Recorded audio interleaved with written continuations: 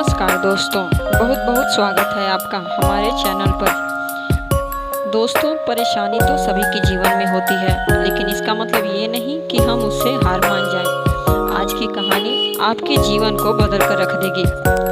ये कहानी है एक छोटे इंजन और एक बड़े इंजन की। दोस्तों ध्यान से सुनिएगा। तो आइए शुरू करते हैं। एक बार की बात है, एक छोटा सा इंजन था जिसे एक पहाड़ी पर मालवाहक कारों की एक लंबी कतार को खींचने का काम सौंपा गया था। अन्य बड़े इंजनों ने छोटे इंजन पर हंसते हुए कहा कि तुम बहुत छोटे हो और कमजोर हो, तुम ये काम नहीं कर सकते हो। लेकिन छोटा इंजन दृढ़ निश्चयी था। इसने मालवाहक कारों को एक समय में एक कार पहाड़ पर खींचना शुरू कर दिया। वह धीमी गति से चल रहा था और चढ़ते समय छोटा इंजन फुफकारने लगा, लेकिन इसने कभी हार नहीं मानी। मुझे लगता है मैं कर सकता हूँ, छोटे इंजन मन ही मन कह रहा था। मुझे लगता है मैं कर सकता हूँ। वह बार बार मन ही मन इस बात को दोहरा रहा था। उसे लगता था कि उसे इस बात से हिम्मत मिलती थी और आगे बढ़ने की ताकत मिलती थी। अन्य बड़े इंजन हंसते रहे, लेकिन छोटा इंजन चलता रहा। वह ऊंचे और ऊंचे चढ़ता गया, जब तक कि वह पहाड़ी की चोटी पर नहीं पहुंच गया।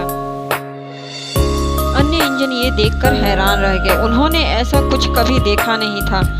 आपने ऐसा कैसे किया? बड़े इंजनों ने पूछा। छोटे इंजन ने कहा, मैं सोचता रहा। मुझे लगता है मैं कर सकता हूँ। मुझे खुद पर पूरा विश्वास था कि मैं कर लूँगा। यदि आप खुद पर विश्वास करते हैं तो आप कुछ भी हासिल कर सकते हैं, कार्य चाहे कितना भी कठिन क्यों न हो।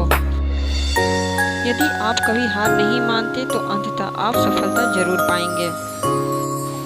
इस कहानी से सीख, छोटे इंजन का दृढ़ संकल्प हम सभी के लिए प्रेरणा है।